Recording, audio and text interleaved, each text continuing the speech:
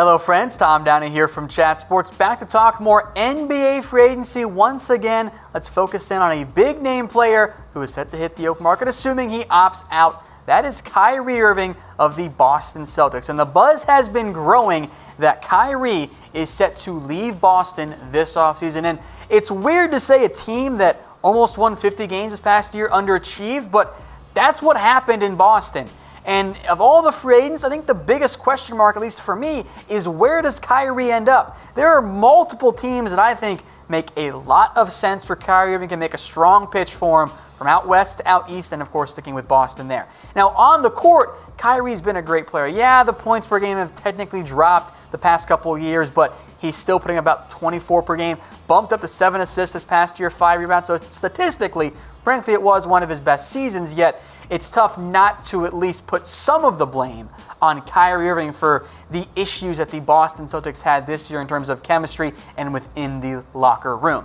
So we'll take you through 5 teams that could sign Kyrie Irving. I think all 5 legitimately make some sense. And for the Clippers, at number 5, they at least called the Boston Celtics this past season about a trade. Then they said, oh, we can't get him. Cool, let's trade away Tobias Harris and then still make the playoffs somehow. Now, the Clippers are going to chase the big-name guys this offseason. And if Kyrie wants to go to Los Angeles and be the guy, which was always a big deal for him with the Cavs, at least that's partially why he left, he would get that with the Clippers. And, LA can make the cap space, and because they don't have a true superstar player, Kyrie would be that guy for them. He'd come in and instantly be that star that they want. My issue in terms of just roster fit, it's a little awkward. Of course, if you're the Clippers and you trust Kyrie to, not be a locker room issue or whatever, and stay healthy and commit to the team and all that, blah, blah, blah, it's a no-brainer, right? Now, I don't know how you really fit in Shamet and Gilgeous-Alexander with Kyrie on the court, and for the Clippers, it's kind of weird because Lou Williams is so good off the bench, so is Montrezl Harrell, and maybe you could work out a lineup where Lou is your shooting guard and Gallinari slides to small forward and Harrell plays power forward, you leave Zubac out there. It's a little awkward, I know that, but whatever. We haven't hit free agency yet. They'll figure it out. So again, we're not going to project with a bunch of different players signing with LA. We'll go with the guys currently on their roster, but I think it makes some sense there. Number 4, don't get mad at me yet, Boston Celtics fans. I know it was a down year, and I know there's some frustration there, understandably so, but Boston does want to bring back Kyrie Irving. And remember, they can offer him more money than other teams can. Boston can throw up more money at Kyrie Irving, but at minimum, I think you're going to see Kyrie Irving explore his options this offseason. So he'll take his visits, he'll have interest, and I don't believe that Kyrie's down to 2 teams like some out there are reporting. I think it's far more open as we sit right now. But for Boston, you bring back Kyrie, and the potential is all still there, right? You still have Tatum and Gordon Hayward and Al Horford if he doesn't opt out, and Jaylen Brown and Kyrie, and it should still be the best team in the Eastern Conference. And maybe they just need one more year for Hayward to fully come back, for Brown and Tatum to grow, and for the rest of that roster to have some more cohesion there. And of course, you have Marcus Smart and some other recent draft picks on the bench there.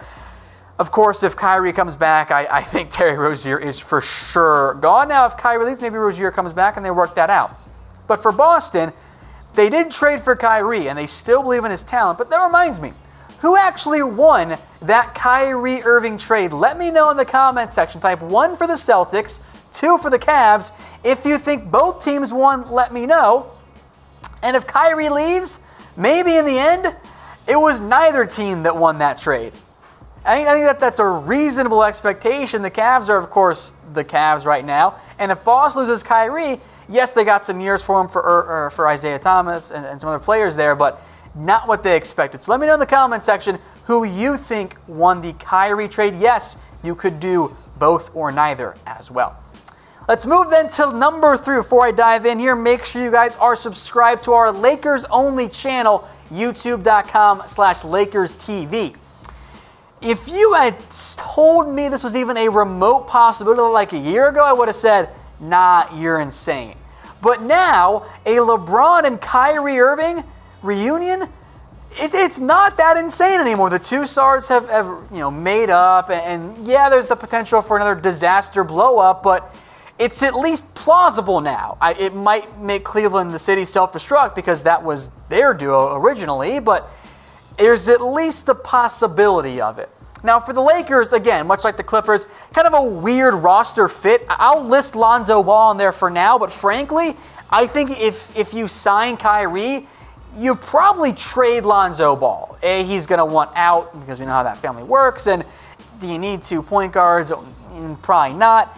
And the roster court, again, is a little tricky. Ingram can be on the bench. You can bring in Josh Hart, Kyle Kuzma, whatever. Maybe you swing a trade for Anthony Davis, and the Lakers are suddenly right back in the mix and one of the favorites to win the NBA Finals again. It's a tricky, awkward lineup, but they'll figure it out if they do end up landing Kyrie Irving. I mean, don't you want 24 points a game? Yeah, I think you do if you are the Lakers. Now, again, they're only number 3. Frankly, I don't know if it's even a good idea. So let me ask you instead.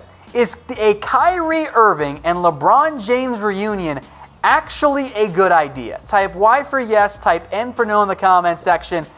I kind of get the rationale behind it, but at the back of my mind, especially playing alongside LeBron, I always wonder, are the issues going to reemerge for Kyrie Irving? And I just don't know if that's the case there. So let me know in the comment section. Type Y for yes and type N for no. Let's head back out east now. Number 2, the Brooklyn Nets. And I'll make note right now. Really, almost all 5 of these teams, I think especially the top 4 and really the top 3, I struggled on the order. All of those teams, I think, have a legitimate chance to land Kyrie Irving. And if he signs with one of those 4 teams, I won't be surprised. They all make sense in their own way. And Brooklyn has really emerged as a serious contender. Now, they're aiming high this offseason. They have interest in Durant and of course, Kyrie and Kawhi as well.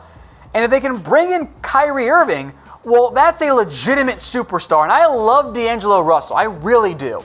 I don't know if he's quite at the same superstar caliber. And the Nets have had reportedly some, hey, we could play them together. I think you could. Now, I don't think that's maximizing D'Angelo's ability, having him once again not be the true ball handler, but you can make it work. You can put KYRIE'S at the small forward spot if you want. You've got some great bench options in Dinwiddie and Joe Harris too. I am a big fan of Jared Allen. So for the Nets, yeah, if you can land Kyrie Irving, you probably go ahead and do it, especially if you could land a secondary wing player too. And by secondary, I mean secondary star, like a Kawhi or a Kevin Durant. Imagine that duo. Kyrie Irving, and you can swap in Durant there too. Pretty similar production in terms of play style and impact for any Brooklyn roster. And then KYRIE'S is your shooting guard. Joe Harris just shoots in the corner, shooting threes all day. Figure out power forward later, have Jared Allen. That's a damn good Brooklyn Nets team all of a sudden. And all of a sudden, Brooklyn is a legitimate NBA Finals threat. So if you're Brooklyn, aim for the fences. Try and get Kyrie in any combo that you want in terms of Durant and Kawhi, and then figure out D'Angelo Russell later. I think they're a serious contender. I just don't know if they're the favorite quite yet. At number 1, another New York team, the New York Knicks.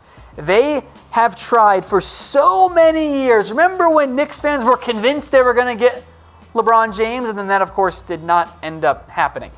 Now, I think for the Knicks, their dream scenario is they pair Kyrie Irving and Kevin Durant together. But we know this.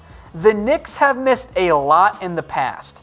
Is this the year that it finally changes for them? Now, in terms of what their roster could look like, I'll be honest, I'm just going to include RJ Barrett right now. I just assume he's going to be the number 3 overall pick, and it gives them an option at the shooting guard spot. Kevin Knox can play the wing, Kyrie Irving, Robinson looked pretty good last year. Noah Vonleh played a lot for them last year, but we'll figure out power forward truly later on in free agency. And then if you bring Durant in, oh man. And that's a really good unit. I'm a big fan of Kevin Knox and his upside and everything there. So from that perspective, this is a really good core for the Knicks, and it'd be a no-brainer for them, right? They have the room for 2 max deals. Go do it. Oh, plus you got Dennis Smith Jr. and Alonzo Trier on the bench as well.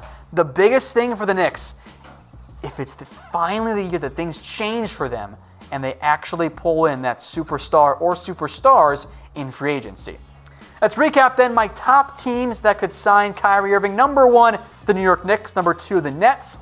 Number 3, the Lakers. That's actually a possibility. Go figure, right? Number 4, Boston. And number 5, LA. Now, as I mentioned before, all of these teams, especially that top 3 in particular, and even Boston too, have a really good shot, I think, to land Kyrie Irving. But let me know who you think will end up getting Kyrie Irving this offseason. Let me know in the comment section if it's Boston, if it's one of the New York teams or the LA teams, or even somebody we didn't mention. Let me know who you think in the comment section.